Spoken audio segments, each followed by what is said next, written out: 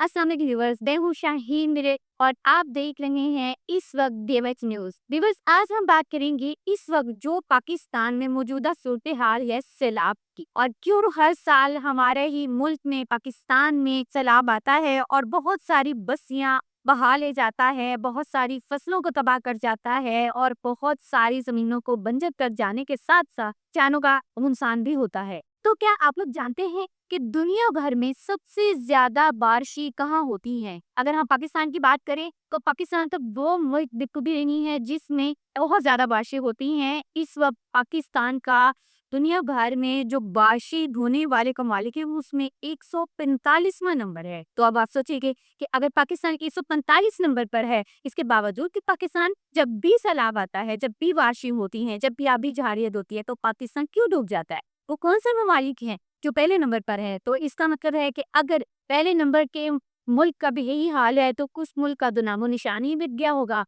नहीं, ऐसा बिल्कुल भी नहीं है। मैं आपको बतानी चाहूंगी कि कोलंबिया ऐसा मुल्क है दुनिया भर में जहां सबसे ज्यादा बारिशें होती हैं, वो पहले नंबर पर है और पाकिस्तान 145 नंबर पर है। इसी बात से आप अंदाजा कर सकते हैं कि पाकिस्तान में कितनी बारिशें होती हैं। अगर हम बात करें कोलंबिया की, तो कोलंबिया में जो बारिशें हैं वो 3240 मिलीमीटर होती हैं। और इसके बावजूद आपने कभी सुना है कि कोलंबिया डूब गया है, कोलंबिया के लोग डूब रहे हैं, कोलंबिया की बस्तियां बह रही हैं? ऐसा नहीं होता। जब हम बात कर लेते हैं अपने ही पड़ोसी मुल्क बांग्लादेश, सबसे ज्यादा जो बारिशें होने वाले ममालिक में बांग्लादेश का भी तीसरा था। क्या आपने कभी सुना है कि बांग्लादेश डूब गया है? आपने कभी नहीं सुना होगा कि बांग्लादेश डूब गया। आपने कभी नहीं सुना होगा कि बांग्लादेश का ज़राई रकबा डूब गया है या वहाँ के लोग इस वक्त सैलाब जैसी आफत में घिरे हुए हैं। तो इसकी क्या वजूहत है? नासिक, यहाँ मैं आपको बताना चाहूंगी कि सीटें बदलती हैं, हुकूमतें बदलती हैं, कुर्सियों की जंग होती है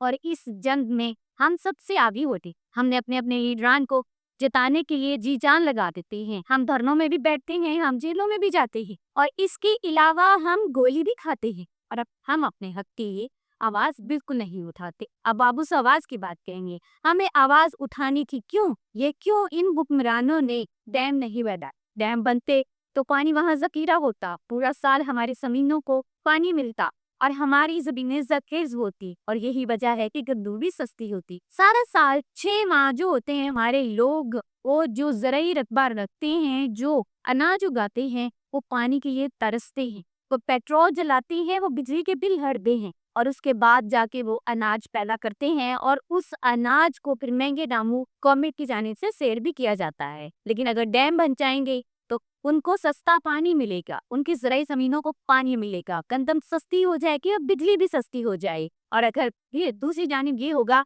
कि 2 साल के बाद जो सैलाब आते हैं, जो हमारी बस्तियों को बहा ले जाती हैं, जानी नुकसान होता है, माली नुकसान होता है और जितने भी ज़राई ज़मीनों वाले हैं वो एक बार अपनी जिंदगी की सारी जमा पूंजी को गंवा देते हैं और उसके बदले में फिर हुक्मरानों को इमदाद मिलती है। और अगर डैम बना दिए जाएं तो गंदम सस्ती हो जाएगी, बिजली सस्ती हो जाएगी और सालाना आमदा वो जब कोई मर जाता है, कोई पानी में बह जाता है, फिर लाशों पर जो सियासत होती है, ये सब कैसे होगा?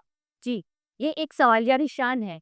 आप जरूर इस पर गौर करें। हम सबको इसके बारे में सोचना चाहिए, हमें इसके बारे में आवाज उठानी चाहिए, ना कि हुक्मरानों को की जीत के लिए हमें धर्मों में बैठना चाहिए और ना ही हमें कुर्सी की उनकी जंग के लिए लड़ना चाहिए। हमें अपने हकूक के लिए लड़ना चाहिए।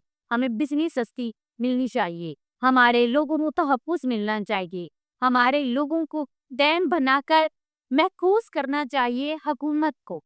तो अपने इस रिपोर्ट के साथ, अपनी इस आवाज के साथ अगले वीडियो तक मैं आपसे इजाजत चाहती हूँ।